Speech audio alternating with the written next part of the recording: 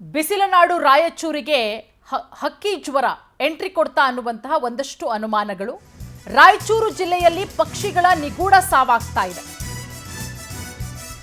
ಹಕ್ಕಿ ಜ್ವರ ಎಂಟ್ರಿ ಕೊಡ್ತಾ ರಾಯಚೂರಿಗೆ ಅನ್ನುವಂತಹ ಅನುಮಾನ. ಯಾಕಂದ್ರೆ ರಾಯಚೂರು ಜಿಲ್ಲೆಯಲ್ಲಿ ಪಕ್ಷಿಗಳ ನಿಗೂಢ ಸಾವಾಗ್ತಾ ಇದೆ.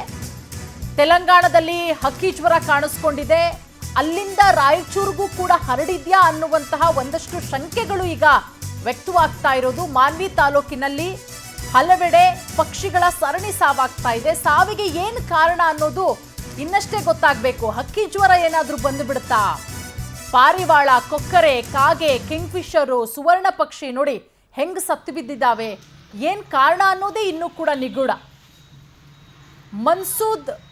ಮಕ್ಸೂದ್ ಅಲಿ ಅನ್ನುವವರ ತೋಟದಲ್ಲಿ ಸುಮಾರು 8ರಿಂದ 10 ಪಕ್ಷಿಗಳು ಸಾವನ್ನಪ್ಪಿರೋದು. ಕಳೆದ 4-5 ದಿನಗಳಿಂದ ತಾಲೂಕಿನ ಹಲವೆಡೆ ಪಕ್ಷಿಗಳ ಸಾವಾಗ್ತಾ ಇದೆ. ಮಾನ್ವಿ ಪಟ್ಟಣ, ರಬಣಕಲ್ನಲ್ಲಿ ನಿತ್ಯ ಪಕ್ಷಿಗಳು ಸಾಯ್ತಾ ಇರೋದು. ಮರದ ಮೇಲಿಂದ ಏಕಾಏಕಿ ಕೆಳಗೆ ಬಿದ್ದು ಕೆಲ ಹೊತ್ತಿನಲ್ಲೇ ಒದ್ದಾಡಿ ಸಾವನ್ನಪ್ತಾ ಇರೋದು. ಈಗ ಇಷ್ಟೊಂದು ಪಕ್ಷಿಗಳು ಸಾಯೋದಕ್ಕೆ ಏನು ಕಾರಣ ಅನ್ನೋದ್ರ ಬಗ್ಗೆ ಇನ್ನಷ್ಟೇ ಮಾಹಿತಿ ತಿಳಿದು ಬರಬೇಕಾಗತ್ತೆ. ನಮ್ಮ ತೋಟದಲ್ಲಿ ಸುಮಾರು ಒಂದು 30 ವರ್ಷದಿಂದ ತೋಟ ನಾವು ಮಾಡಿದ್ದೇವೆ. ನಾವು ಜ್ಞಾನ ಬಂದಾಗಿನಿಂದ ಪಕ್ಷಿಗಳು ಸಾಯೋದು ನೋಡಿಲ್ಲ. ಕೋಳಿ ಗಿಳಿ ಅವು ಏನನ್ನ ಸಂಬಾರನಾಗ ಸಾಯ್ತಿದ್ವು. ಇದು ಫಸ್ಟ್ ಟೈಮು ಪಕ್ಷಿಗಳು ಒಂದು 4-5 ದಿನದಿಂದ ದಿನ ಒಂದು 8-10 ಪಕ್ಷಿಗಳು ಸಾಯ್ತಾ ಇದ್ದಾವೆ. ಅದು ಕಿಂಗ್ಫಿಶರು, ಪ್ಯಾರೆಟು, ಪೀಜಾನು, ಆಮೇಲೆ ಕ್ರೌ, ಇನ್ನೊಂದು ಅದು ಕೊಕ್ಕರೆ ಅಂತಾರಲ್ಲ ಅದು ಒಂದು ಸಾಯ್ತಾ ಇದ್ದಾವೆ. ಸಂಬಂಧಪಟ್ಟ ಇಲಾಖೆ ಇದ್ರ ಬಗ್ಗೆ ತನಿಖೆ ಮಾಡಬೇಕು. ಬರ್ಡ್ ಫ್ಲೂ ಅಂತ ಹೇಳ್ತಾ ಇದ್ದಾರೆ. ಅದರಿಂದ ಮತ್ತು ಜನಸಾಮಾನ್ಯರಿಗೆ ಏನು ತೊಂದರೆ ಆಗ್ತದೆ, ಅದರ ಪ್ರಭಾವ ಏನು ಬಿಡ್ತದೆ ನಮ್ಗೆ ಗೊತ್ತಿಲ್ಲ. ಅದ್ರ ಬಗ್ಗೆ ಸಂಬಂಧಪಟ್ಟ ಇಲಾಖೆ ಅದನ್ನು ಸೂಕ್ತ ಕ್ರಮ ಕೈಗೊಳ್ಳಬೇಕು. ಯಾಕಂದರೆ ಇಲ್ಲಿ ನೀರಿನ ವ್ಯವಸ್ಥೆ ಇದೆ, ಹಣ್ಣು ಹಂಪಲ ಎಲ್ಲ ಇದ್ದಾವೆ.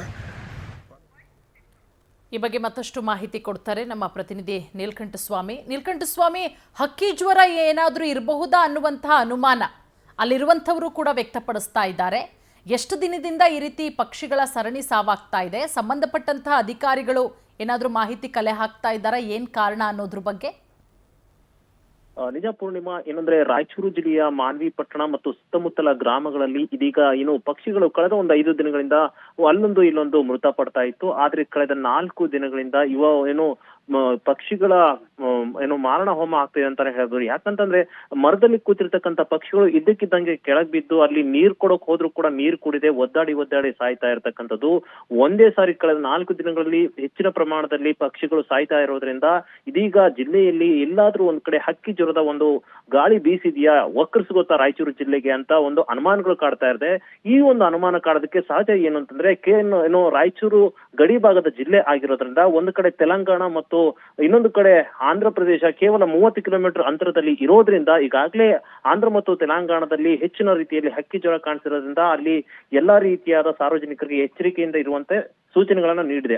ಆ ಒಂದು ಹಿನ್ನೆಲೆಯಲ್ಲಿ ಈಗೇನಾದ್ರೂ ಈ ಒಂದು ಹಕ್ಕಿ ಜ್ವರ ರಾಯಚೂರು ಜಿಲ್ಲೆಗೆ ವಕ್ರಿಸಿಕೊಂಡತಾ ಅನ್ನೋ ಒಂದು ಭಯ ಸಾರ್ವಜನಿಕರಲ್ಲಿ ಕಾಡ್ತಾ ಇದೆ.